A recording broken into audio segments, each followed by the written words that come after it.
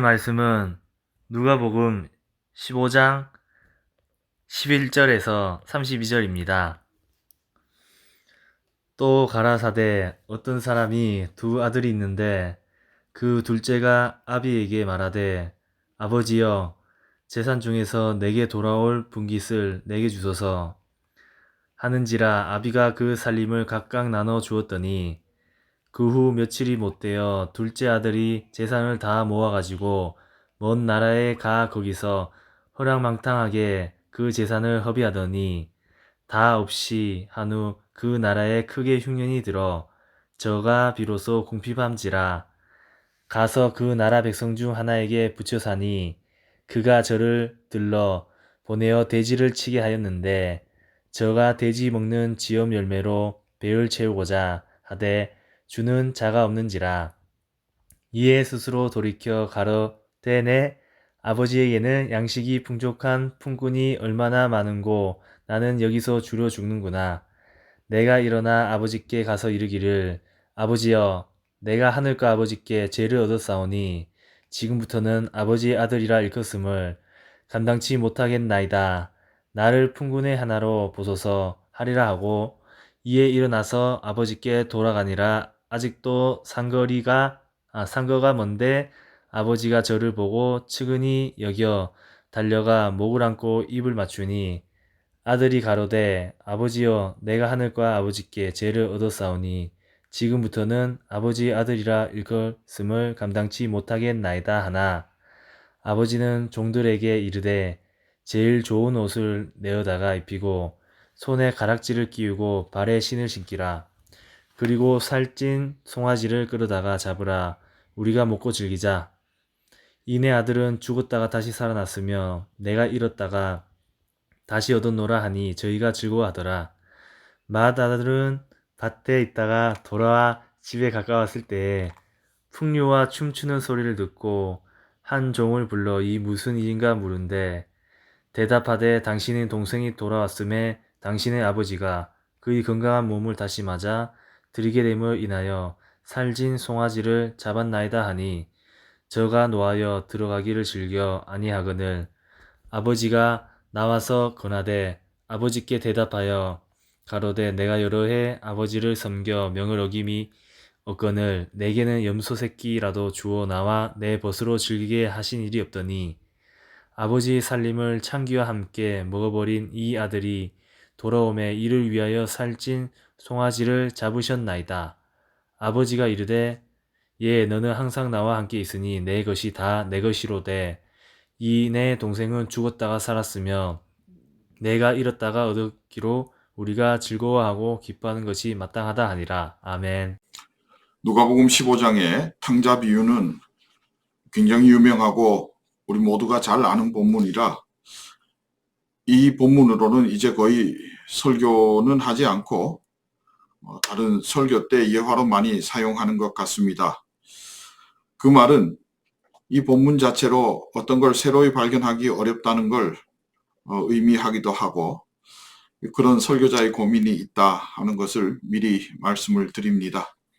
그러나 또 우리에게는 고전이 주는 울림이 항상 있다는 것을 생각해 보면 탕자의 비유도 마치 성경 안에서 한 편의 고전 소설이나 클래식 음악처럼 우리에게 큰 울림을 줄 수 있겠다 싶고 오늘도 하나님께서 성령님의 은혜로 말미암아 우리에게 큰 울림으로 다가오게 하실 줄로 믿습니다. 본문으로 들어갑니다. 탕자의 비유는 누가복음 15장의 큰 틀에서 이해하는 것이 첫 번째 포인트가 될 것 같습니다. 누가복음 15장에서는 예수님께서 세 가지 잃은 것에 대한 비유를 말씀하십니다. 이 말씀의 대상이 누구였던가 하는 것을 다시 한번 살펴보고자 합니다. 1절 말씀에 보면 세리와 죄인들을 영접하시고 예수님은 그들과 함께 식사를 하십니다. 그 모습을 바라보던 서기관과 바리새인들은 불평을 쏟아내면서 불만을 토로합니다. 이러한 서기관과 바리새인들을 향해 예수님께서 하신 말씀이 이 누가복음 15장의 세 가지 비유였다는 것입니다. 그들에게 주님은 말씀하실 때에 어떤 의미에서 거의 일방적이었습니다. 무슨 말이냐면 서기관과 바리새인들이 예수님의 말씀을 듣고자 요청한 것도 아니고 어, 예수님에게 어떤 말을 걸어온 것도 아닌데 예수님은 그들을 향해 지금 비유로 말씀하고 계신다는 겁니다. 뿐만 아니라 그 내용을 보면 그들에게 변명을 하는 것이 아니었다 하는 것입니다. 왜 세리와 죄인들과 함께 내가 밥을 먹어야 되는지에 대한 이런 저런 변명이 아니라 전혀 다른 방향의 말씀을 하고 계시는 것이 바로 이룬 것에 대한 것이었고, 그 다른 방향은 다름 아닌 하나님의 관점이요 회개하기를 원하시고 기뻐하시는 하나님의 마음이라는 것입니다. 더 한 차원 높은 것을 말씀해 주셨던 거지요. 이것을 가장 명확하게 잘 보여주는 것이 세 가지 비유 중에 오늘 마지막 비유, 탕자의 비유입니다. 둘째 아들 탕자, 이는 죄인이었습니다. 살아있는 아버지의 유산을 요구하면서 아버지를 죽은 자 취급하였으니 죄인이요. 아버지의 것을 제 마음대로 낭비하고 탕진하였으니 이 또한 죄인입니다. 이 둘째 아들은 누가 봐도 죄인입니다. 마치 오늘 예수님께 나온 세리와 죄인들처럼 누가 봐도 죄인이라 하는 것을 알 수 있습니다. 그런데 놀랍게도 이 세리와 죄인들 그리고 둘째 아들은 자발적으로 예수님께 나왔다는 겁니다. 탕자도 자발적으로 아버지께 돌아왔다 하는 것을 예수님께서 비유로 말씀하시는 것이 바로 그러한 의미입니다. 이렇게 돌아온 탕자를 아버지께서 완전히 회복시켜 줄 만큼 그 아버지는 기쁨으로 충만했습니다. 이것이 곧 오늘 세리와 죄인들을 맞이하는 예수님의 마음이라는 것입니다. 잃은 양 한 마리를 찾은 목자처럼 그리고 한 드라크마를 찾은 여인처럼 기뻐했다. 아니 그 이상이다 라고 말씀하고 있습니다. 그 기쁨이 얼마나 컸던지 그간의 아쉬움, 분노, 좌절, 실망 이런 것과 같은 부정적인 모든 감정을 누르고도 남을 만큼 그 기쁨이 컸다라고 말씀하고 있습니다. 이것이 하나님의 마음이요. 이것이 예수님의 지금 현재의 마음이라는 것을 말씀하십니다. 그런데 앞선 두 비유와는 달리 탕자의 비유에는 큰아들이라는 한 존재가 나타납니다.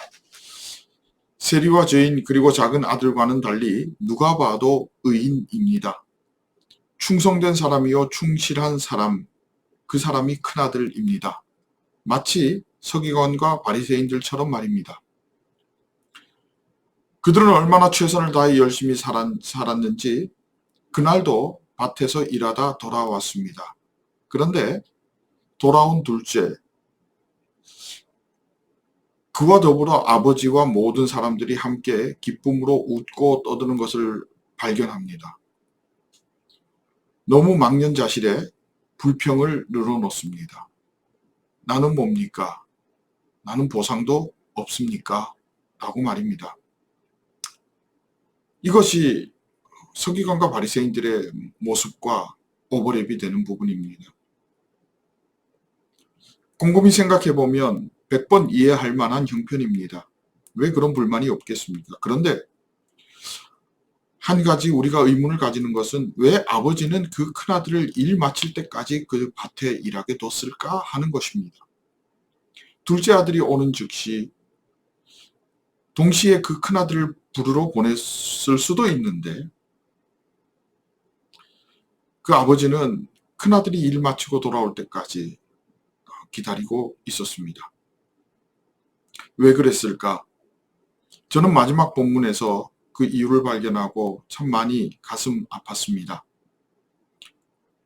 마지막 본문에 이런 말이 있습니다. 우리가 즐거워하고 기뻐하는 것, 그 마땅한 일에 큰아들은 참여할 준비가 되어 있지 않았기에 부르지 못했다는 것입니다.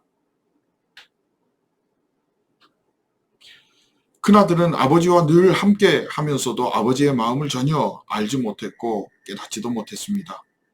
그래서 자기 생각대로 자기 할 일만 하면 된다 여기고 열심으로 일했던 것입니다.